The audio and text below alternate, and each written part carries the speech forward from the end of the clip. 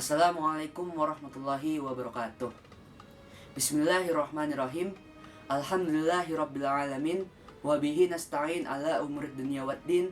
Wassalatu wassalamu ala ashrafil anbiya'i wal mursalin Sayyidina Muhammadin wa ala alihi wa sahbihi ajmain. Amma ba'du.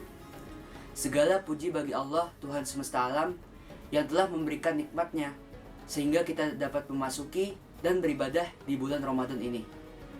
Selawat serta salam kita haturkan kepada baginda Nabi besar Muhammad sallallahu alaihi wasallam. Semoga kita mendapatkan syafaat di yaumil kiamah nanti. Alhamdulillah, kita telah memasuki hari ke-17 bulan Ramadan ini. Ada apakah di hari ke-17 ini? Di hari ke-17 ini merupakan hari di mana Al-Quran diturunkan. Tepatnya pada malam hari yang disebut dengan peristiwa Nuzulul Quran. Peristiwa Nuzulul Quran merupakan peristiwa di mana turunnya Al-Quran secara sekaligus dari Lauhil Mahfuz ke Baitul Izzah atau langit dunia pada malam Lailatul Qadar. Dijelaskan pada Al-Quran surah Al-Baqarah ayat 185. A'udzubillahi minasyaitonirrajim. Bismillahirrahmanirrahim. Syahrul Ramadan allazi unzila fihil Qur'an hudal linnasi wa bayyinati minal huda wal furqan. Yang artinya adalah bulan Ramadan merupakan bulan di mana Al-Quran diturunkan sebagai petunjuk bagi umat manusia serta pembeda antara hak dan yang batil. Dijelaskan pula pada surah Al-Qadr ayat pertama. A'udzubillahi minasyaitonirrajim. Bismillahirrahmanirrahim. Inna anzalnahu fi lailatul qadr.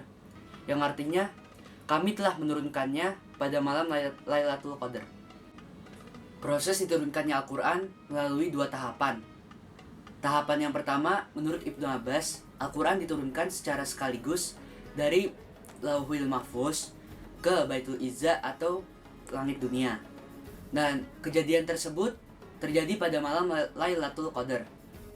Tahapan yang kedua, Al-Quran diturunkan secara berangsur-angsur melalui malaikat Jibril kepada Rasulullah Shallallahu Alaihi Wasallam. Al-Quran tersebut pertama kali diturunkan kepada Nabi Muhammad pada malam ke-17 Ramadan, yang ditandai dengan wahyu pertamanya yaitu surah Al-Alaq dari ayat pertama hingga ayat kelima. A'udzubillahi minasyaitonirrajim. Bismillahirrahmanirrahim. Iqra bismi rabbikal ladzi khalaq khalaqal insana min 'alaq. Iqra wa rabbukal akram allazi 'allama bil qalam 'allamal insana ma lam ya'lam. Di surah Al-Alaq tersebut Allah menyerukan kepada Rasulullah untuk membaca.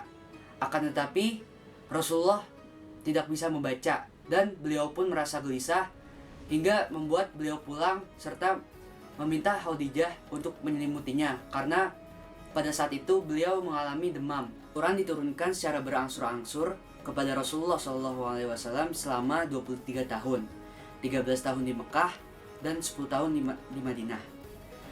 Ayat-ayat Al-Quran ini diturunkan sesuai dengan keadaan pada waktu tersebut, yang dimana ayat tersebut digunakan untuk menyelesaikan permasalahan, krisis, akidah, dan kisah-kisah Nabi terdahulu. Kenapa sih Al-Quran diturunkan secara berangsur-angsur? Pertama, untuk meneguhkan hati Rasulullah SAW. Rasulullah SAW berdakwah kepada kaum yang sangat jahiliyah, yaitu kaum yang berperingai kasar serta berkelakuan yang sangat buruk. Oleh karena itu ketika Nabi Muhammad bersedih ataupun sedang mengalami keadaan yang buruk, Allah pun menurunkan ayat-ayat yang dapat meneguhkan hati Nabi Muhammad SAW. Yang kedua adalah untuk menjawab tantangan serta mukjizat bagi Rasulullah SAW. Pada masa itu banyak sekali orang-orang kafir, Yahudi serta orang-orang munafik yang sering melemparkan pertanyaan-pertanyaan sulit sebagai tantangan kepada Nabi Muhammad SAW.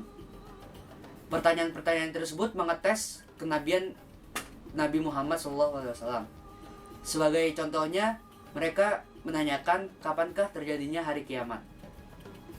Nah, karena itu Al-Quran diturunkan berangsur-angsur untuk menjawab tantangan serta jawaban-jawaban dari orang-orang kafir tersebut. Yang ketiga adalah untuk mempermudah hafalan dan memahaminya. Jika Al-Quran diturunkan secara langsung sekaligus, maka sahabat-sahabat Nabi dan Nabi pun tidak bisa menghafalnya sekaligus. Mereka pun pada saat itu tidak bisa membaca maupun menulis. Oleh karena itu, Al-Quran diturunkan berangsur-angsur agar para sahabat dapat mudah menghafal serta memahaminya. Keempat adalah Al-Quran diturunkan seiringan dengan peristiwa-peristiwa yang terjadi. Oleh karena itu, Al-Quran dijadikan sebagai solusi serta jalan keluar bagi permasalahan di setiap peristiwa tersebut. Yang kelima, Al-Quran sebagai bukti bahwa adanya Tuhan yang Maha Esa. Karena tidak ada seorang pun yang dapat membuat ataupun menulis rangkaian-rangkaian yang sangat indah seperti di Al-Quran tersebut. Oleh karena itu, di malam Nuzulul Quran ini, marilah kita tingkatkan ibadah kita seperti bertadarus, bersedekah, berzikir, serta sholat tahajud. Dan marilah juga kita belajar memahami kandungan ayat-ayat suci Al-Quran. Semoga kita mendapatkan keberkahan dan mendapatkan syafaat di hari kiamat nanti. Demikianlah kutum yang saya sampaikan. Semoga kutum ini dapat bermanfaat. Dan mohon maaf apabila ada kata-kata yang kurang berkenan. Wabillahi taufiq wal hidayah. Wassalamualaikum warahmatullahi wabarakatuh.